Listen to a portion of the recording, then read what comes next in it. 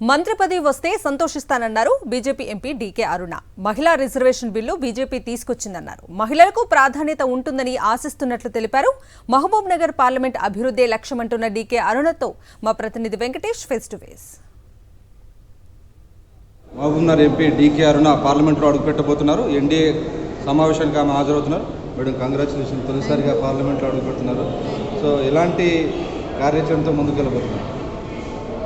అంటే మహబూబ్ నగర్ ప్రజలకు ఇచ్చినటువంటి ఏదైతే నేను వాళ్ళకు ఒక భరోసా ఇచ్చానో, మహబూబ్ నగర్ పార్లమెంట్ యొక్క అభివృద్ధి కృషి చేస్తాను.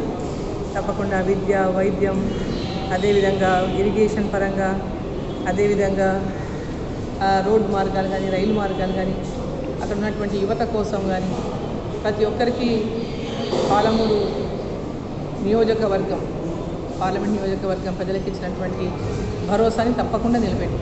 ఇప్పటిదాకా చాలా సుదీర్ఘంగా అసెంబ్లీలోనే మీరు పనిచేశారు. ఇప్పుడు లోక్సభలోకి వస్తున్నారు. ఎలా అనిపిస్తుంది మీరు అనుభూతి? చాలా సంతోషంగా ఉంది. అసెంబ్లీలో రాష్ట్రంలో ఆనాడు రెండు సార్లు అధికార పార్టీలో ఉండి, అంటే ఒకసారి రూలింగ్ పార్టీలో ఉన్నాం, ఒకసారి ఇండిపెండెంట్ గెలిచిన రూలింగ్ పార్టీ వాళ్ళతో అనుబంధంగా ఉండి అభివృద్ధి కోసం పనిచేసిన, ప్రతిపక్షంలో ఉండి పోరాటాలు చేసిన. సో మహబూబ్ నగర్ జిల్లా అభివృద్ధి కోసం మహర్నిశలు పోరాటాలు చేసి అభివృద్ధి కోసం పనిచేసిన. కాబట్టి ఇప్పుడు పార్లమెంటు ద్వారా మహబూబ్ నగర్ జిల్లాకు కేంద్ర ప్రభుత్వం ద్వారా రావాల్సినటువంటి అభివృద్ధి కార్యక్రమాలపైన దృష్టి సారించి వాటినన్నింటినీ కూడా మరి సాధించి మా పాలమూరు అభివృద్ధికి తోడ్పడతానని చెప్పి నేను తెలియజేస్తాను. డీకే అరుణ మంత్రివర్గం రేసులో ఉన్నారు. మహిళా కోటా కింద ఆమె మంత్రివర్గంలో ఛాన్స్ ఉంది అనేటువంటి ఒక చర్చ జరుగుతుంది. అటువంటి అవకాశం ఉందనుకుంటున్నారా? ఈ పార్టీ నిర్ణయం తప్పకుండా అటువంటి అవకాశం వస్తే చాలా సంతోషిస్తాను. ఎందుకంటే బీజేపీ 33% కోటా బిల్లు కూడా తీసుకొచ్చింది, చట్టం చేసింది. సో ఆ ప్రకారం మీకు వస్తుందనేటువంటి ఒక అంచనాలు వస్తున్నాయి. మోదీ గారు మహిళా రిజర్వేషన్ బిల్లును తీసుకొచ్చారు.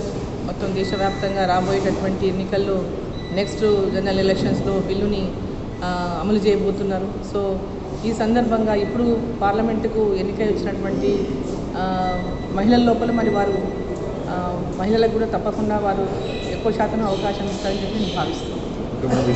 Thank you. సో తొలిసారిగా ఎంపీగా ఎన్నికైన డీకే అరుణ ఈసారి ఖచ్చితంగా చట్టసభలో తన పార్లమెంటు నియోజకవర్గంలో జరగాల్సినటువంటి అభివృద్ధి గురించి చర్చిస్తానని చెప్తున్నారు. ఖచ్చితంగా మహిళా రిజర్వేషన్ ప్రకారం తనకు మంత్రివర్గంలో చోటు దక్కుతుందనేటువంటి ఒక ఆశాభావం వ్యక్తం చేస్తున్నారు. వస్తే డెఫినెట్గా దానికి తగ్గట్టు అభివృద్ధి చేస్తానని చెప్తున్నారు. పార్లమెంట్ నుంచి వెంకటేష్, సాక్షి టీవీ, న్యూఢిల్లీ.